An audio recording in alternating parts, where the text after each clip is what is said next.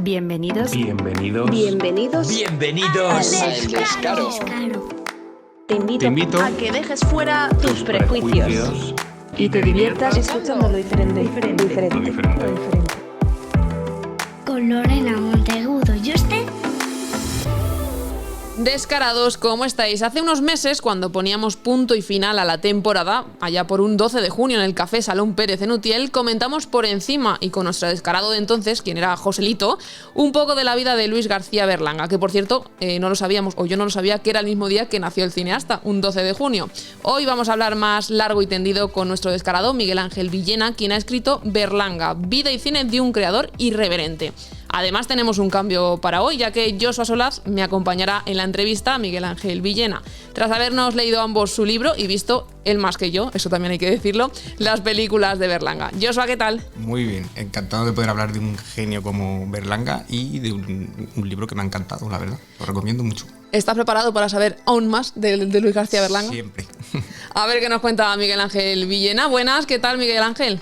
Hola, muy buenas, Lorena y Joshua, encantado de estar aquí con vosotros. Te quería preguntar, Miguel Ángel, ¿cómo has hecho las biografías de Victoria Kent, de Ana Belén o de Manuel Azaña? ¿Qué te llevó a hacer la de Berlanga? Bueno, Berlanga me parecía un personaje fascinante. Yo crecí un poco crecí, me formé y fui a la universidad y luego me dediqué al periodismo cultural viendo las películas de Berlanga, que además para un valenciano como yo y además de ascendiente utielano, pues Berlanga siempre fue una figura muy próxima, ¿no? Pero aunque yo no lo conocí, no conocía al cineasta, no lo conocí personalmente.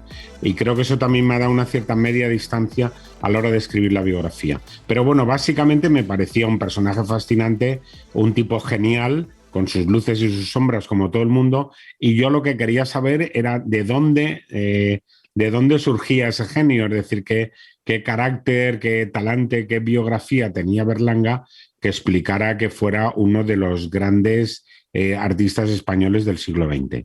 ¿Cuándo dirías que aparece la pasión de Berlanga por el cine? ¿Sería por la adolescencia? Sí, él cuenta en sus memorias, él escribió 2 libros de memorias a 4 manos con algunos colaboradores. Él cuenta que en la adolescencia, estamos hablando de la Valencia de los años 30, previos a la guerra, pues que él descubrió su fascinación por el cine por algunas películas. Básicamente él cita una película muy poco conocida ambientada sobre el Quijote, de un director que se llamaba Georg Pabst.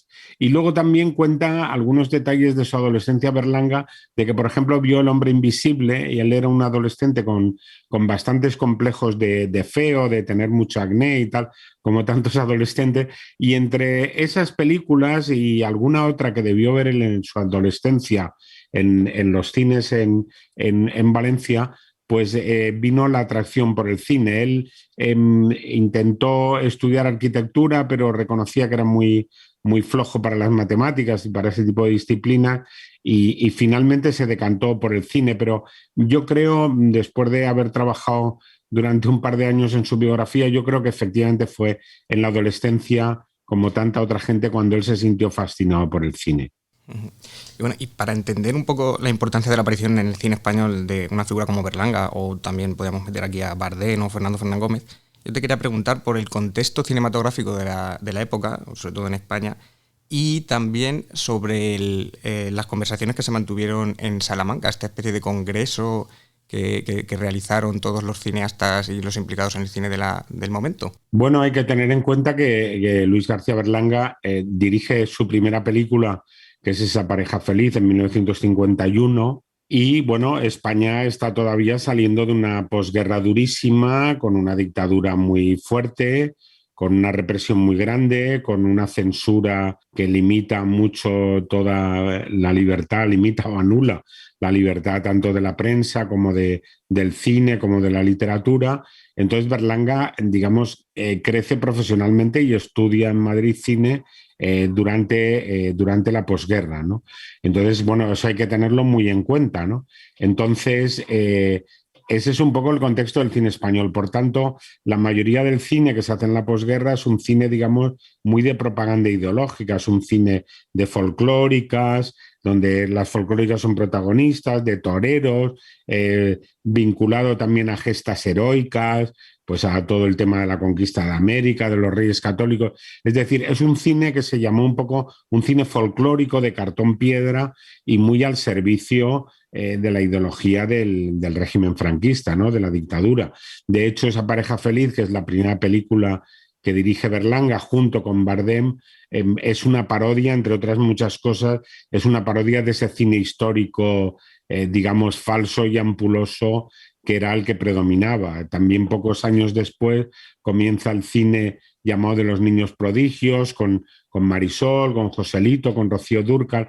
Es decir, es un cine, digamos, muy casposo, por llamarlo de alguna forma, un cine muy, muy al servicio de la ideología del régimen.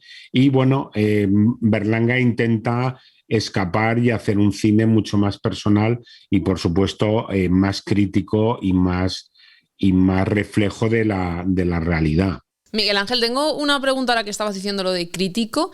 Él siendo tan, yo diría, apolítico, aunque él decía que era anarquista burgués, ¿por qué era tan crítico en todas sus películas si decía que la política como que para él no era muy importante? ¿Por qué era así? Buena pregunta, y no es por hacer la pelota. Pues efectivamente, él digamos que estuvo muy distanciado de lo que entendemos por política de partidos, por la política convencional, quizá porque tanto su abuelo como su padre, fundamentalmente su padre, se dedicaron a la política, y Luis García Berlanga debió ver desde joven que la política también tiene, por supuesto, un lado oscuro, ¿no? Y luego él tampoco tuvo muy buena relación con su padre, que fue diputado republicano.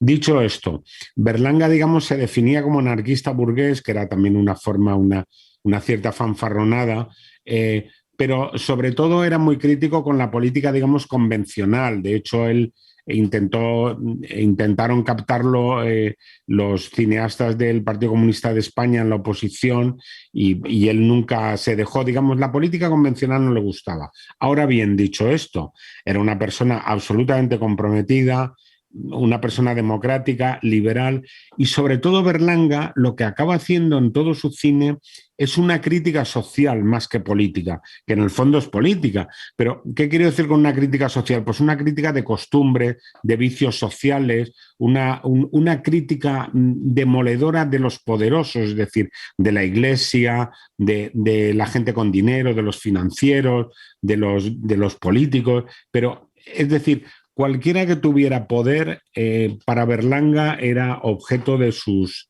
críticas y de sus dardos, y solo hay que ver sus películas, que es una sátira despiadada, sobre todo de la gente poderosa, también de la gente humilde, pero básicamente de los poderosos.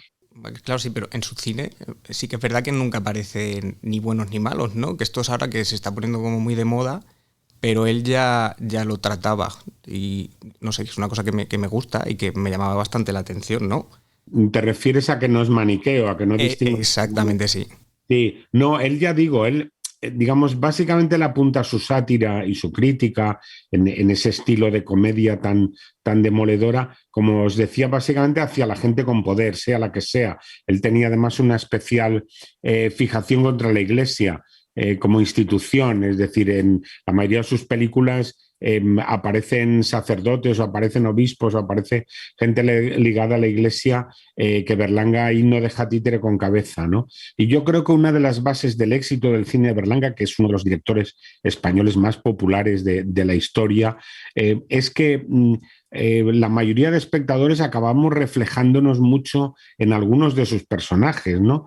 Nos reflejamos nosotros mismos, o estamos viendo ahí al vecino, al amigo, al alcalde o al cura, ¿no? Yo creo que las magníficas dotes de observación de Berlanga, porque Berlanga sobre todo era un magnífico observador de detalles y de la vida cotidiana, eso ha sido también una de las claves de su éxito.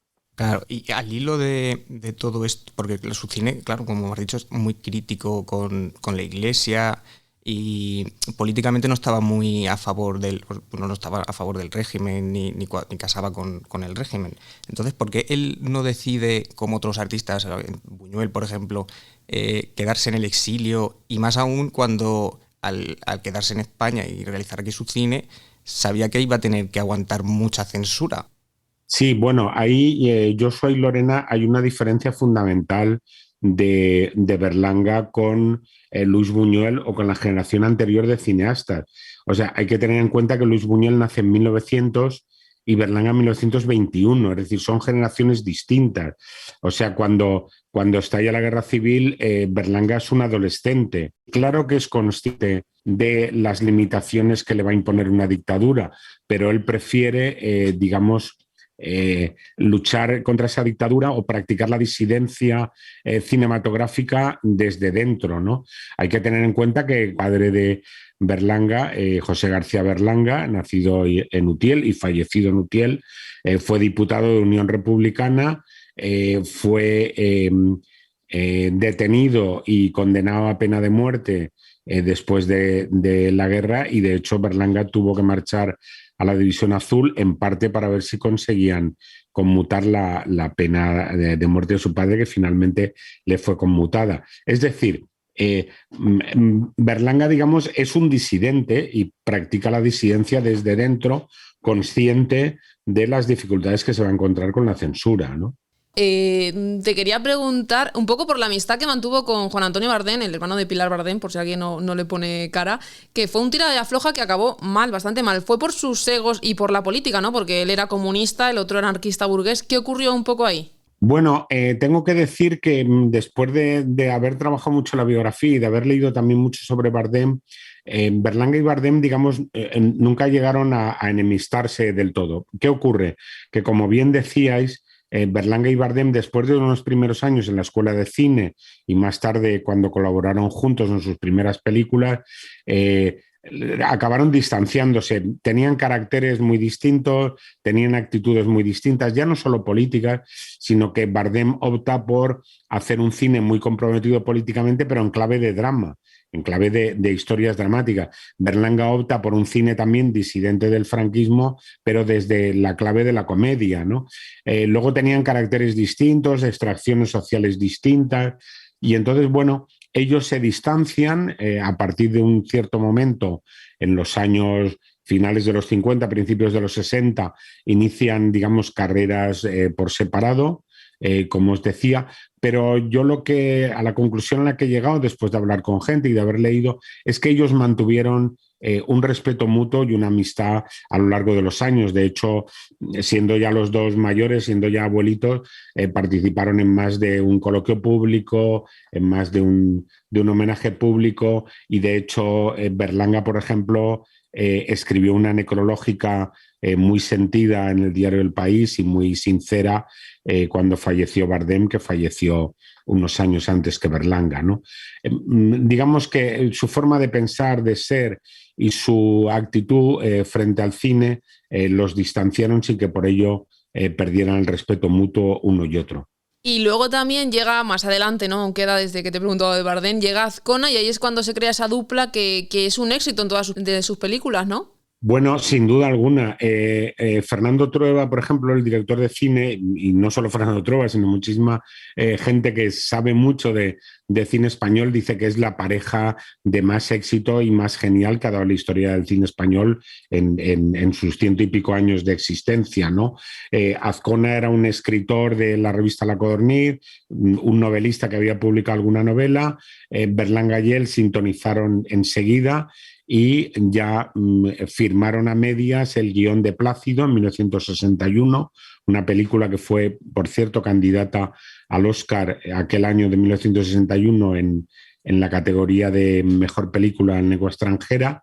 Y a partir de ahí, Rafael Azcona y Luis García Berlanga inician una colaboración fundamental, como digo, que se prolonga hasta 1987, hasta que ruedan Moros y Cristianos. O sea, si no recuerdo mal, Berlanga, de los 17 largometrajes que dirigió, 10 de ellos, entre 1961 y 1987, el guión estaba confirmado por Rafael Azcona y por él. También quiero destacar una cosa, y es que en algunas de las grandes películas de Berlanga, hay una figura también fundamental que es el productor Alfredo Matas. Entonces, fue un productor no solo preocupado por la financiación de una película, por la logística, sino un productor realmente enamorado del cine, una figura clave también en la historia del cine español, y digamos a ese dúo Azcona-Berlanga en algunas películas de éxito, estoy pensando desde la trilogía de La Escopeta Nacional, Patrimonio Nacional y Nacional 3, a La Vaquilla.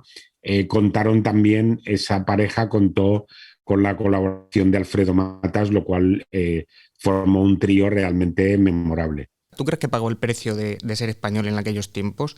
Esto lo digo porque pienso que si hubiese sido a lo mejor italiano, con todo este nacimiento del nuevo realismo, en plan el cine que hacía Sica o Fellini, o en Estados Unidos, como que sería mucho más recordado, pero hoy en día, porque sí que es cierto que en su momento él sí que fue a los Oscar, tuvo premios en Venecia, en Cannes, pero me da la sensación, ¿no?, como que Buñuel hoy en día internacionalmente es más conocido, cuando Berlanga es un autor también ha sido muy innovador, sobre todo a la hora de la utilización de los planos secuencia, toda esta coralidad que tienen sus películas.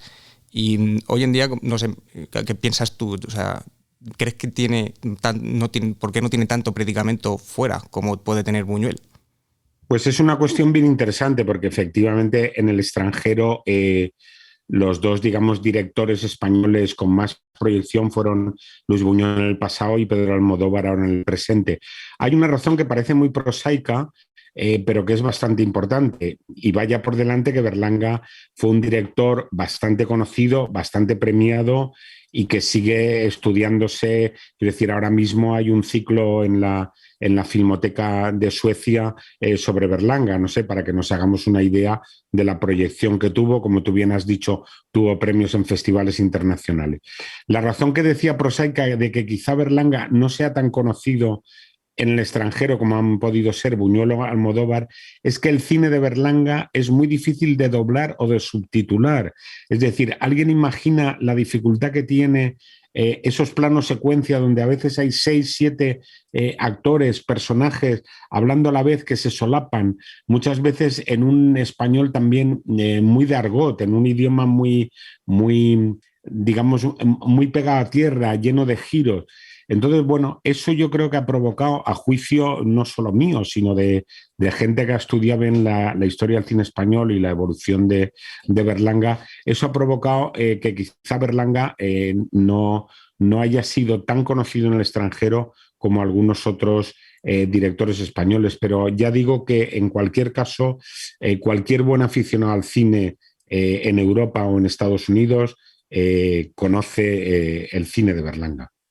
Mira, pues no sabía lo del ciclo y todo esto, ¿eh? Muy interesante lo del ciclo que están haciendo de Berlanga. Al final, pues claro, este año que es el centenario, ¿no?, tiene más... Os lo digo a modo de ejemplo porque, bueno, incluso a raíz de la biografía y del premio que me dieron por esta biografía de Berlanga y del libro, pues para que os hagáis una idea, he estado en sesiones en varios institutos Cervantes, ¿no?, en Bruselas, en Palermo, en Copenhague. Quiero decir, sí que hay un interés por el cine de Berlanga, y yo de lo que me alegro es que este centenario está sirviendo para que tanto instituciones públicas como privadas estén respaldando mucho todo lo que se está haciendo por Berlanga, que yo creo que este centenario está demostrando también que es uno de los grandes artistas del siglo XX y que logró algo muy difícil, y era el reconocimiento de la crítica y de los entendidos, digamos, y el éxito popular, ¿no? Es muy difícil para un director de cine o para un artista en general conseguir, digamos, ese apoyo, ese reconocimiento, tanto por parte de la crítica como por parte del público. Sí, totalmente cierto. Es que además, bueno, a veces esto de que nunca uno es profeta en su tierra, porque hizo cosas súper innovadoras en su momento, tal como el plano secuencia, o algo que se le admira o se le reconoce mucho, por ejemplo, a Spielberg, lo de meter muchos valores de información en un mismo plano, es que ya lo tenemos en Berlanga. Entonces nosotros ya lo teníamos aquí, ¿no? Me alegro de que se esté poniendo tanto como dentro de España, gracias al centenario, como fuera, en valor toda la figura de Berlanga. ahora voy a cambiar totalmente de tercio porque hay una cosa que a mí me hace mucha gracia, pero que no entiendo muy bien de dónde sale todo esto. Y a lo mejor tú lo sabes, y es la broma recurrente sobre el Imperio Austrohúngaro, que me hace mucha gracia, sí, ya digo. Pues sí, me la han preguntado varias veces, porque claro, cualquier buen aficionado al cine que ha visto algunas o todas las películas de Berlanga.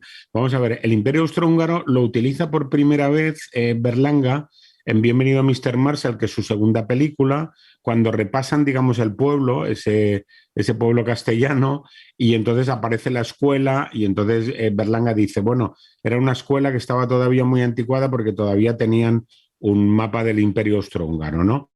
Entonces, bueno, hay dos razones. Una, Berlanga, que era muy supersticioso, pensó que esa referencia al Imperio Austrohúngaro le había dado suerte en Bienvenido Mr. Marshall, porque fue una película premiada en el Festival de Cannes y que luego tuvo mucha repercusión en España y que se ha convertido en una obra maestra. Entonces, bueno, pensó que le había dado suerte y decidió reproducir ese guiño a partir de ahí en todas sus películas. A veces, según él mismo reconocía, de un modo un tanto forzado, ¿no? Tenía que meter esa referencia un poco con calzador.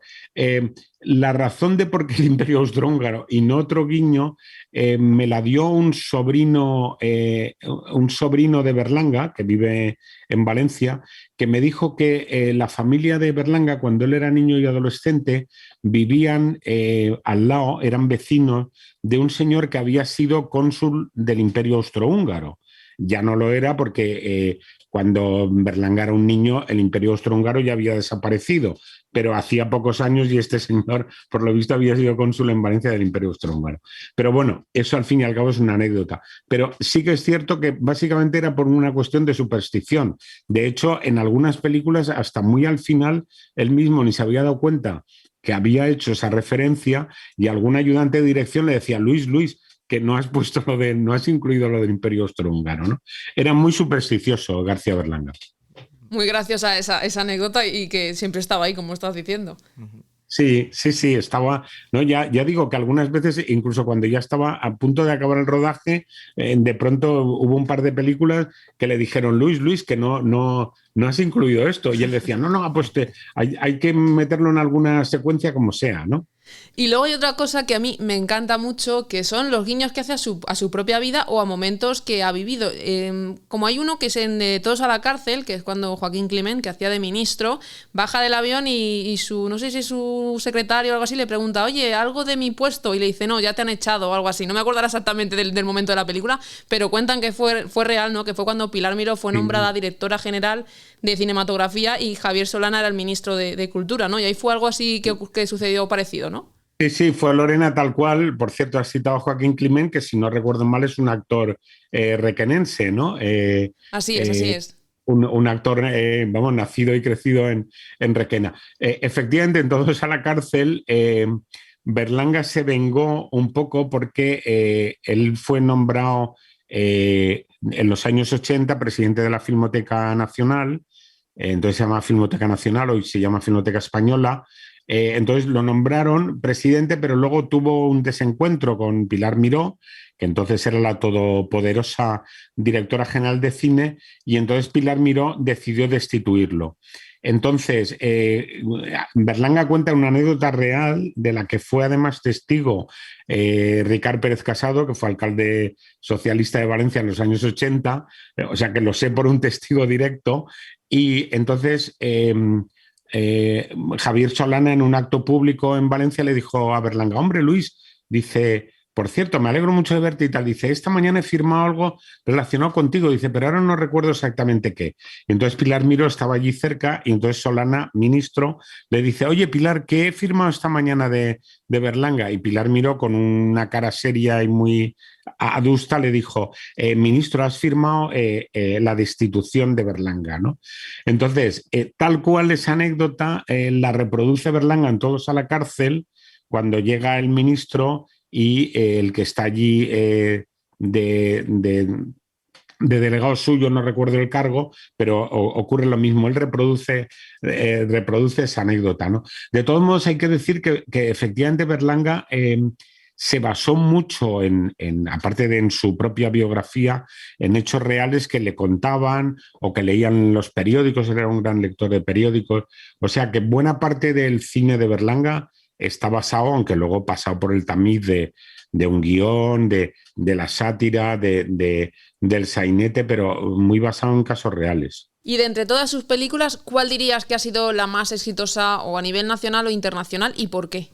Bueno, las dos películas que fueron un exitazo total en España y también en parte en el extranjero, ya se filmaron en democracia y fueron La escopeta nacional en 1978-79 y La vaquilla en 1985.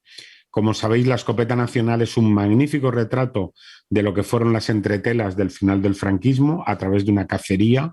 Es una parábola también universal, o sea, vale para el franquismo, para cualquier, digamos, entretela de la dictadura, donde se ve ahí cómo juegan la ambición, el dinero, el sexo. Entonces fue un exitazo tanto de crítica como de público, La escopeta nacional en España y fuera de España. Y la otra que también fue un exitazo fue La vaquilla, que es la primera vez que en clave de comedia alguien se acerca a la tragedia de la guerra civil, ¿no? Estas dos películas ya en democracia, y yo querría citar una tercera, que fue El verdugo, que a mí me parece una absoluta obra maestra, rodada en 1963, que también tuvo muchísima repercusión en el extranjero, en España mucha, a pesar de estar en aquel momento bajo una dictadura. Y en cualquier caso, también hay que decir que Berlanga en todas estas historias se basó, como decía antes, en buena medida en hechos reales que habían sucedido. Y todos los fans o sea, como yo de Berlanga, tenemos como un chiste o una escena que recordamos con especial cariño o que nos hace mucha gracia. ¿Cuál sería la tuya? Hombre, yo creo, no sé, yo creo que la que ha pasado más yo diría que al patrimonio colectivo de este país es la del alcalde en el balcón de Bienvenido Mr. Marshall, ¿no? Sí. Cuando Pepe Isbert dice, como alcalde vuestro soy, perdón, cuando Pepe Isbert dice, como alcalde vuestro que soy, os debo una explicación y esa explicación os la voy a pagar.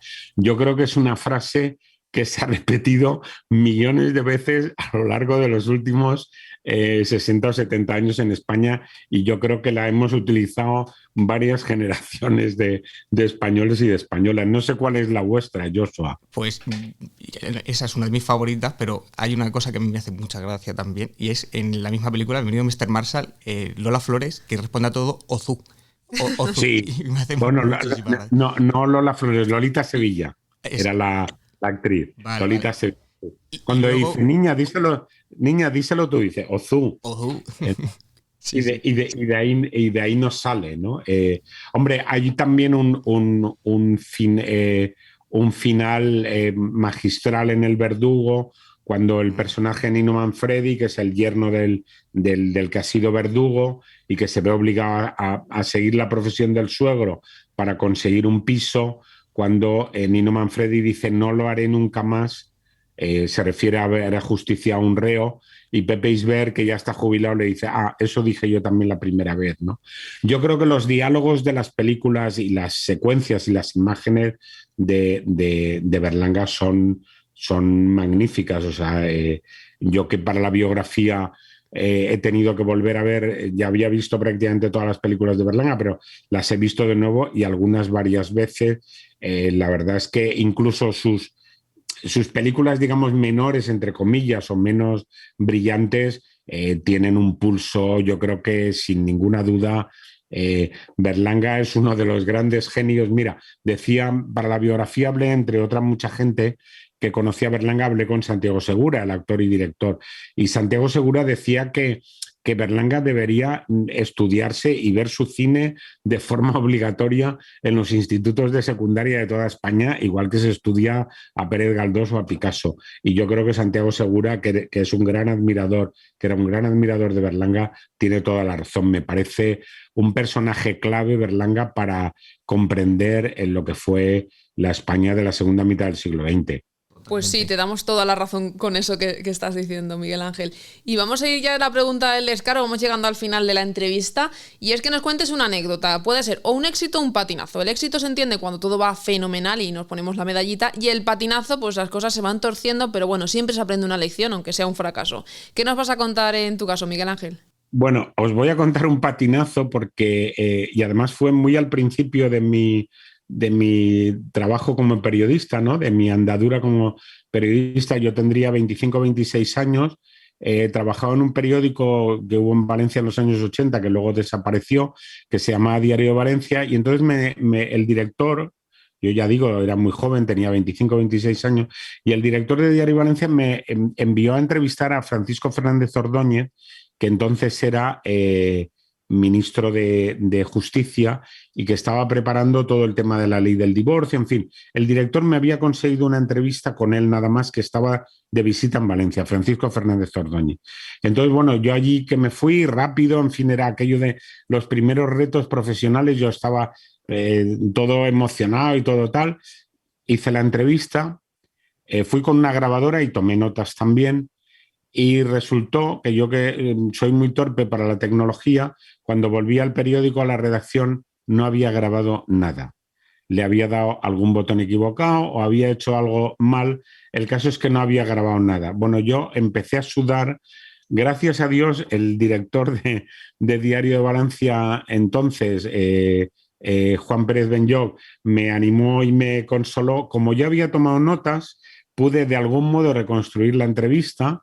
Pero desde entonces, cuando voy a una entrevista, aunque la grabe, tomo siempre notas, siempre, porque es una forma de asegurarme que no me voy a quedar en blanco. Fue un patinazo que afortunadamente pude corregir de alguna manera y que me marcó ya desde entonces. Han pasado muchos años, pero yo ya digo que cuando hago una entrevista importante, aparte de grabarla, tomo notas, por si acaso. Te puedo decir que no eres el único, a mí también me ha pasado. Incluso ir a una radio y que en la misma radio, no diré qué radio es, no funcionara nada, si hubieran solapado diferentes personas a grabar y cuando vas a grabar nada funciona. Y yo dije, ¿para qué me voy a llevar la grabadora si voy a una radio? Pues me pasó exactamente igual. O sea, es algo que suele pasarnos a muchos, que vas a grabar o no graba o se te ha olvidado algo y ahí está el patinazo, yo creo que para todos. Sí, la verdad, Lorena, es que hay que ir con muchísimo cuidado. Por eso digo que yo me voy con aquello de donde esté...